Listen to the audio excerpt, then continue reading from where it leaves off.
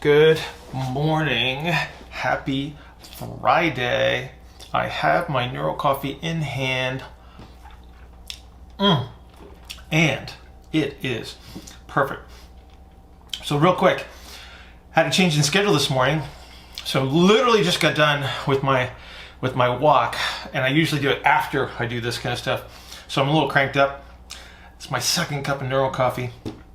So who knows what's going to happen this morning, but I got two questions that came through Q&A that are somewhat related, both involving neck stuff, and it's neck performance related, so this is kind of exciting too. So we get to talk about some cool stuff like MMA and bench pressing and things like that. So if that's of your interest, then stay put and give this a listen. So the first question is going to come from Vikram. So Vikram says, can you explain why some people go into what looks like cervical flexion at the bottom of a bench press? Yes, I can. And it actually is flexion to a degree. So let's talk about this for a second.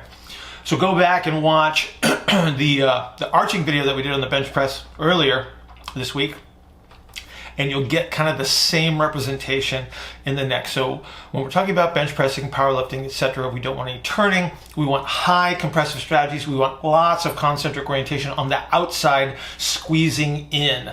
So in a bench press, the way that most people are going to try to stabilize their neck and their head against the bench is they're going to create an upper cervical flexion, if you will. Okay, so it's a rotation of the cranium of your skull on top of C1. What that does is it pulls the hyoid bone upwards as if you were swallowing.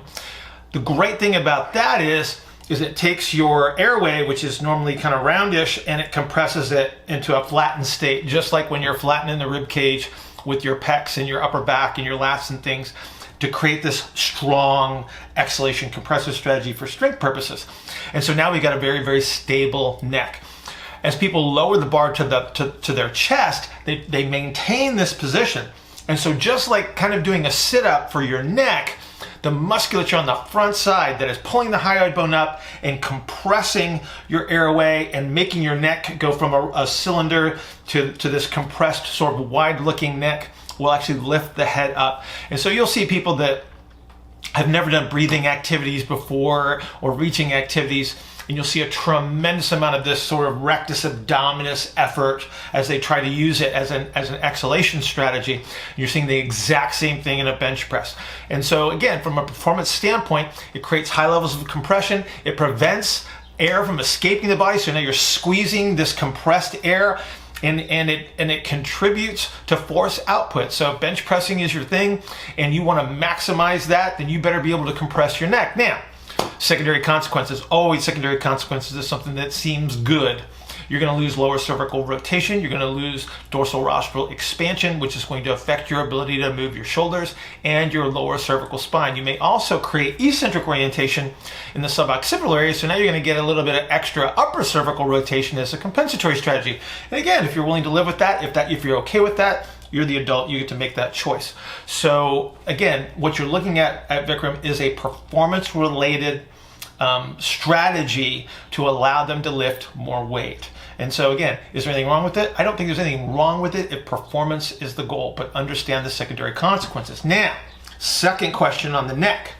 So Conor wants to know, he says, hi Bill, hopefully I have an interesting question for you. I have an athlete that wants to train their neck because they're a combat athlete. Love that. I was curious what your thoughts are on neck training and how did you go about it? For wide or narrow ISA, they're fairly well progressed in their program, feeling great, but have had issues with neck tension in the past. Okay, so we'll take the same concept that we talked about with Vikram. So anytime you're trying to increase neck strength or force output or however you want to term that, you're going to have the same kind of consequences that we talked about in the bench press, because you're going to start to utilize superficial strategies. You're going to start to compress upper dorsal rostral areas, so that upper trapezius, the guys with the big thick necks or the no neck look with the big traps, very beneficial from a force output standpoint, not great for movement. So now let's think about this as applied to a combat athlete. If you are a striker, all right, and I don't have lower cervical rotation, and I get tapped in the chin and my head accelerates in rotation, If I can't turn my lower cervical spine, I am dependent on my upper cervical spine to dampen that force. Otherwise, my brain's going to get scrambled and I'm going to get KO'd. Right? So if I have enough rotation, and if I can absorb that and dampen that force, and it doesn't jiggle my brain around too much, then I'm going to be okay. However, if I have a really strong, forceful lower cervical neck musculature that is compressing and limiting my ability to turn, and I need to be able to dampen that force, I may not be able to do that. Now you got tapped in the chin, the jaw's going to go one way, the head's going to go the other way, your brain's going to accelerate, and then you're more likely to get KO'd. So this brings up a really interesting twist of fate here. So if I'm an MMA fighter or a boxer or any other combat athlete with striking, I better be able to breathe through my nose. Because you don't, that's why you never want to see a fighter breathing through their mouth, because the jaw is part of the neck. And so if I get hit in the jaw, the head accelerates in the opposite direction. So if my mouth's open, I accelerate this to a much more significant degree, and then I can't dampen the force through my skull or through my jaw into my neck and into my torso. So if I can't dampen that, then I have to absorb it all here. Again, you're more likely to get knocked out if you're a mouth breather. So make sure that they can breathe through their nose. And that's kind of a big deal. Another way that the neck gets stabilized under these circumstances is the ability to breathe with your mouth closed and keep your tongue approximated to the roof of the mouth, because that creates an anchor for all of these muscles in the neck that do provide stability. So if I am a grappler style fighter and I use my head and my neck for positioning, then I do need to have a high force output in my neck. I need to have those capabilities from a performance standpoint. And so again, better be a good nose breather, better be able to breathe with my tongue on the roof of my mouth, and I do need some element of that cervical strength or force output so I can position and resist the forces that are being applied to it. So we got to find this sweet spot between force output and losses of range of motion. So a great way to do this is with loaded carries. A lot of your pressing activities are going to provide you an element of this. So as far as like isolative neck training, I don't think you need to do a lot of it other than from a performance related standpoint. And so this is something that you would build into training for, say, an MMA fighter, a boxer, etc.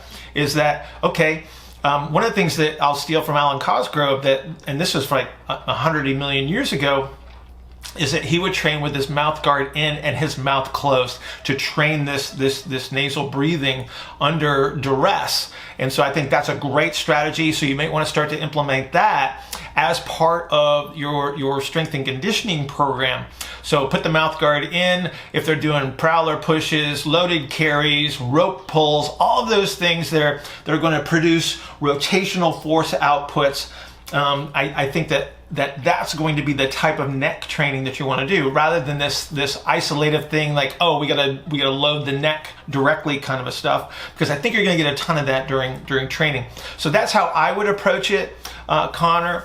I hope that's useful for you. Just remember, guys, that yeah, you need force output. Yeah, you might need a little hypertrophy, but there's secondary consequences to that. As long as you understand the secondary consequences, you're making good decisions.